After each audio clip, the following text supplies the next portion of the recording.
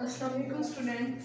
आज हमने स्टडी करना है chapter number 16 man and his environment. ठीक है, तो लेक्चर है हमारा 41। इसमें हमने स्टडी करनी कंपोनेंट्स ऑफ इकोसिस्टम। ठीक है, हमने फर्स्ट जो है इसका इंट्रोडक्शन देखा था, उसमें हमने लेवल देखी थी कि बायोलॉजिकल ऑर्गेनाइजेशन के बल्कि इकोलॉजिकल ऑर्गेनाइजेशन के हमारे पास लेवल कौन कौन से होते हैं।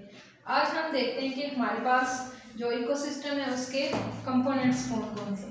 तो इकोसिस्टम की अगर हम बात करें तो इकोसिस्टम को डिवाइड किया जाता है टू मेन कंपोनेंट्स में। कौन कौन से? एक हमारे पास आ जाते हैं लिविंग कंपोनेंट्स, जिनको हम क्या कहते हैं? Biotic components. ठीक है, बायोटिक कंपोनेंट्स। इसके बाद सेकंड हमारे पास आ जाते हैं एबायोटिक। ठीक है, जो कि नॉन लिविंग कंपोनेंट होते हैं हमारे एनवायरनमेंट के, उन्हें हम क्या बोलते हैं? Abiotic components. ठीक है बच्चों, तो इसमें देखें हमारे पास अगर एबायोटिक कंपोनेंट की बात करें तो हमारे पास इसमें वाटर आ जाता है, टेम्परेचर, एयर, यानी इस तरह की जितनी भी चीजें हैं अर्थ पे इकोसिस्टम में, वो सारे किसमें आ जाती हैं?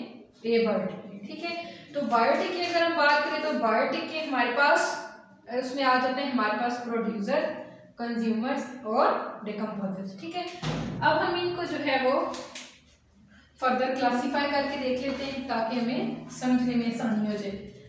अच्छा बच्चों, बायोटिक की अगर हम बात करें तो बायोटिक में हमारे पास कौन कौन से आ जाते हैं? प्रोड्यूसर्स, इसके बाद कंज्यूमर्स और डिकम्पोजर्स। ठीक है, डिकम्पोजर्स।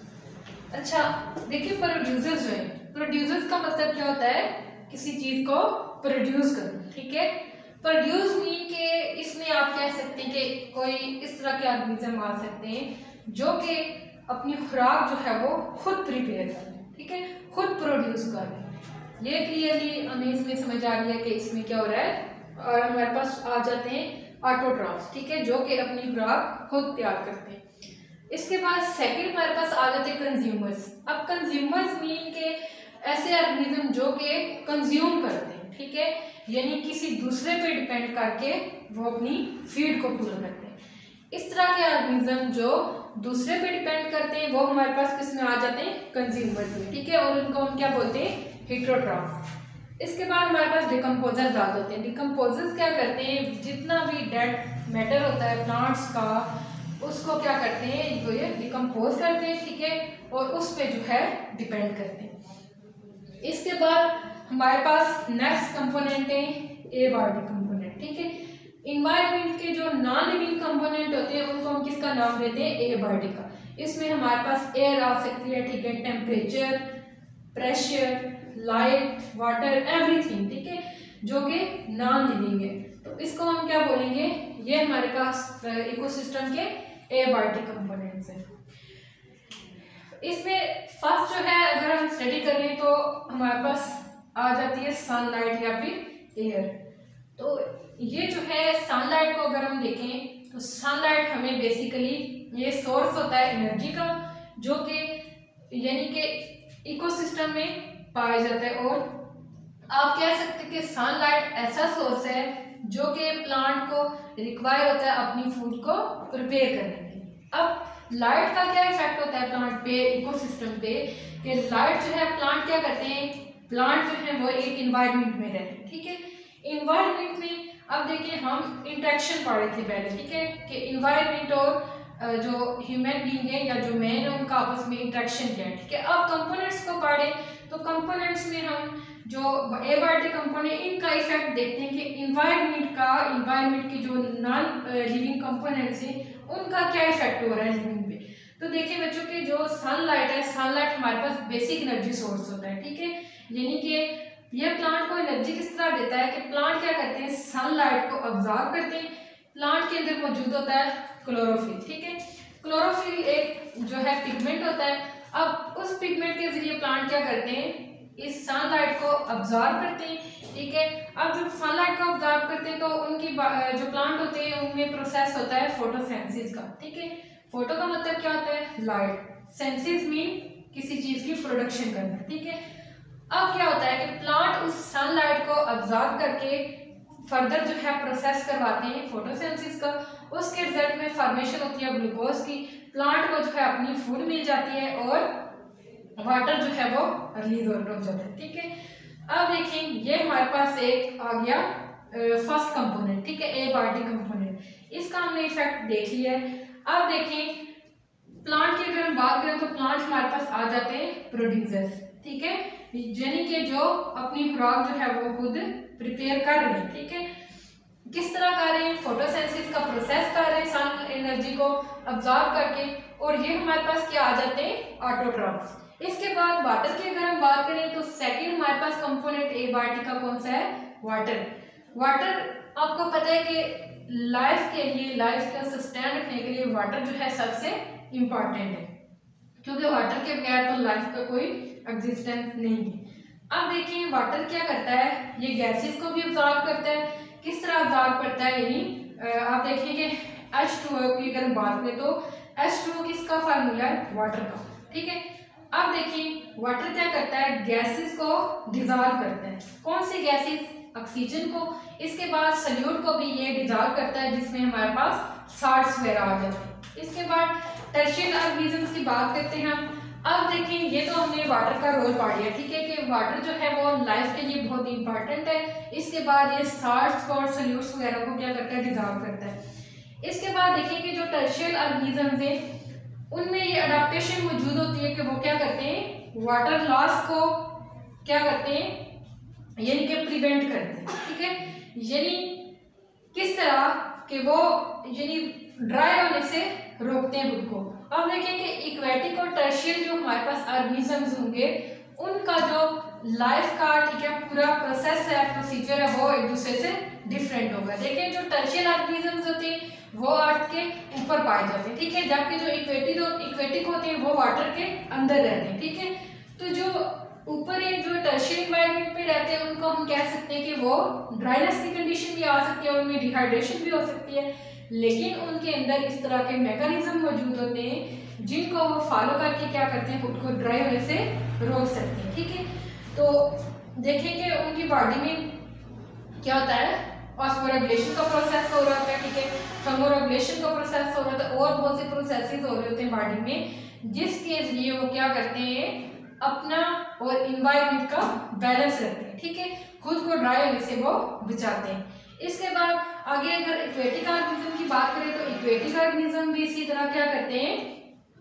वाटर बैलेंस रखते हैं, ठीक है, वाटर लॉस को क्या करते हैं?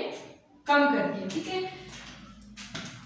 इसके बाद आगे देखें कि अब क्या होता है कि इसमें इनके जो सेल्स होते हैं इनके, वो या तो श्रिंक होते हैं या फिर ब्रस्ट हो जाते हैं, ठीक है, किसकी वजह से? ऑस्मोसिस की वजह से। ऑस्मोसिस का आपको पता है कि मूवमेंट जो होती है वाटर की, area of higher concentration to lower concentration, ठीक है।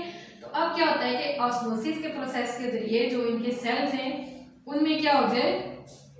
या तो वो ब्रस्ट हो जाए या फिर श्रिंक हो जाए, ठीक है, अगर इनकी बॉडी में मैकेनिज्म मौजूद ना हो, ठीक है। ये कंडीशन बताई है उन्होंने कि अगर इक्वेटिक और टर्शियल एनवायरनमेंट में हमारे पास जो ऑर्गेनिज्म मौजूद होते हैं, अगर उनकी बॉडी में इस तरह के मैकेनिज्म ना हो कि वो अपने वाटर और एनवायरनमेंट का जो बैलेंस है उसको आप कह सकते हैं कि उसको बैलेंस ना रख सके, तो क्या हो कि ऑस्मोसिस के रिजल्ट में उनके सेल या तो श्रिंक हो जाए या फिर ब्रस्ट कर जाए, ठीक है। अब ये हमारे पास दो इफेक्ट होंगे, ठीक है, कि वाटर का क्या इफेक्ट होता है और हमारे पास फर्स्ट जो है एयर का क्या इफेक्ट होता है, ठीक है। अब देखिए थर्ड हमारे पास कौन सा आ जाता है? टेम्परेचर, ठीक है। टेम्परेचर में क्या होता है? टेम्परेचर में देखें कि हमें एग्जिस्ट करने के लिए एक प्रॉपर टेम्परेचर चाहिए होता है, ठीक है। उससे अगर टेम्परेचर ज्यादा हो जाता है हम तब भी सर्वाइव नहीं कर सकते, अगर टेम्परेचर बॉडी का कम हो जाता है तब भी हम सर्वाइव नहीं कर सकते। अब ह्यूमन बीइंग की अगर बात करें तो हमारी बॉडी का जो ऑप्टिमम टेम्परेचर होता है वो कितना होता है? 37 डिग्री सेंटीग्रेड, ठीक है। तो देखेंगे कहते हैं कि लाइफ जो है कितने टेम्परेचर के अंदर एग्जिस्ट कर सकती है? या तो 0 डिग्री सेंटीग्रेड या फिर अबाउट 50, यानी कि 0 और 50 के दरमियान क्या होता है, हमारी लाइफ जो है वो एग्जिस्ट कर सकती है।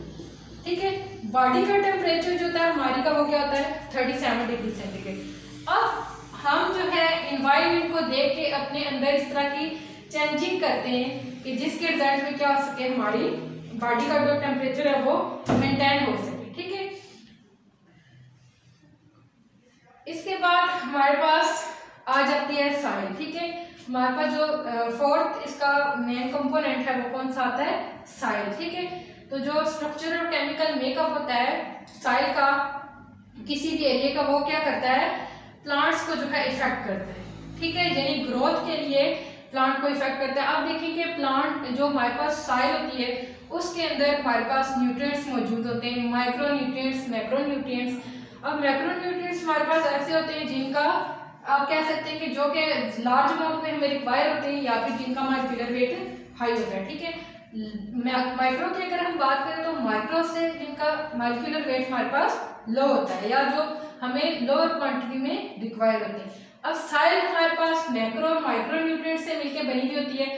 अब ये क्या करती है कि प्लांट जो है इन न्यूट्रिएंट्स को अब्जॉर्ब करके अपनी ग्रोथ जो है वो शो करते हैं। इसके बाद एयर की अगर हम बात करें तो एयर भी जो है इफेक्ट करती है प्लांट लाइफ को। अब देखिए किस तरह इफेक्ट करती है कि एयर प्लांट्स जो विंड होती है वो डिफरेंट जो लोकेशन है उनके टेम्परेचर को इफेक्ट कर लेती है। ठीक है, जो विंड होती है यानी जो हवा चलती है वो क्या करती है, वो कैरी करती है वाटर वेपर को, और ये जो वेपर होते हैं ये क्या काज करते हैं, या तो रेन काज करते हैं या फिर स्नो फॉलिंग का बाइस बनते हैं। ठीक है, विंड जो होती है, विंड के जरिए आपको पता है कि आपने छोटी क्लासेस में भी पढ़ा होगा कि हमारे पास जो विंड होती है ये क्या करती है, जो पोलन ग्रेन्स है उनको ट्रांसफर करती है। ठीक है, जो प्लांट में पोलिनेशन का प्रोसेस होता है, ठीक है, ग्रोथ का जो प्रोसेस होता है रिप्रोडक्शन का, इसमें क्या होता है कि ये जो पोलन ग्रेन्स है ये किस तरह ट्रांसफर होते हैं मेल फ्लावर से फीमेल तक, किसके जरिए, विंड के जरिए। ठीक है, जो हवा होती है ये पोलन ग्रेन्स को लेके जाती है दूसरे प्लांट्स तक, जिसके रिजल्ट में आगे पोलिनेशन का प्रोसेस स्टार्ट होता है और प्लांट में फ्लावरिंग होती है। तो ये थे हमारे पास बच्चों इसके मेन कंपोनेंट्स जो कि हमने एबायोटिक कंपोनेंट पढ़े। सनलाइट का हमने पढ़ा, तो सनलाइट का हमने देखा है कि प्लांट को अपनी ग्रोथ के लिए सनलाइट चाहिए होती है। ठीक है, वो क्या करते हैं, वो सनलाइट को ऑब्जर्व करके, ठीक है, तो फोटोसिंथेसिस का प्रोसेस करते हैं और अपनी फूड को प्रिपेयर करते हैं। इसके बाद वाटर का हमने देखा है, तो वाटर में आपको पता है कि लाइफ जो है अर्थ पे एग्जिस्ट करने के लिए वाटर की जो है वो सबसे ज्यादा जरूरत होती है। अब वाटर जो है वो डिजॉल्व करता है गैसेस को और साल्ट्स वगैरह को। टर्शियल ऑर्गेनिज्म और एक्वेटिक ऑर्गेनिज्म इन अडॉप्टेशन को, ठीक है, फॉलो करते हुए अपना जो वाटर लॉस है और जो इन्वायरमेंट है उसको बैलेंस रखते हैं। इसके बाद टेम्परेचर की हमने बात की, तो टेम्परेचर जो है एडजस्ट करने के लिए 0 degree centigrade to 50 degree centigrade हमें चाहिए होता है। ठीक है, इसके बाद साइल की बात करें तो साइल में आपको पता है कि अगर टेम्परेचर की अगर हम बात करें तो हमारी बॉडी में जो प्रोसेसेस हो रहे होते हैं, जो मेटाबॉलिक प्रोसेसेस, अब उनके लिए जो टेम्परेचर चाहिए होता है, ठीक है, जो एंजाइम यूज हो रहे होते हैं, हर एंजाइम का जो है वो एक प्रॉपर ऑप्टिमम, जिसे हम कहते हैं ऑप्टिमम टेम्परेचर होता है। ठीक है, अब उस ऑप्टिमम टेम्परेचर से अगर अबव हो जाए या फिर लो हो जाए टेम्परेचर, तो उसके रिजल्ट में क्या होता है कि जो एंजाइम होते हैं वो प्रोसेस कैरी आउट नहीं कर सकते, क्योंकि एंजाइम का अगर टेम्परेचर इफेक्ट उनमें आ जाए, अगर टेम्परेचर एक्सट्रीम लिमिट से ज़्यादा हो जाए, ऑप्टिमम से ज़्यादा हो जाए, तो एंजाइम का स्ट्रक्चर जो है वो डीनेचर हो जाता है। ठीक है, जिसके रिजल्ट में केमिकल प्रोसेसेस में डिस्टर्बेंस आ जाती है। इसलिए टेम्परेचर भी जो होता है उसका भी बहुत इफेक्ट होता है कि एक प्रॉपर जो है लिमिट हमें रिक्वायर होती है कोई भी केमिकल प्रोसेस स्टार्ट करने के लिए। साइल की बात करें तो साइल में न्यूट्रिएंट्स मौजूद होते हैं, वो न्यूट्रिएंट्स प्लांट को अपनी ग्रोथ के लिए रिक्वायर होते हैं। एयर की हमने बात की, तो एयर किसका बायस बनती है, जो प्लांट में फ्लावरिंग का प्रोसेस होता है, पोलन्स को जो है वो एयर ट्रांसफर करती है एक जगह से दूसरी जगह। इस तरह जब पोलन ग्रेन्स ट्रांसफर होते हैं तो प्लांट में जो है पोलिनेशन का प्रोसेस स्टार्ट होता है। थैंक्स बच्चों, अल्लाह हाफिज़।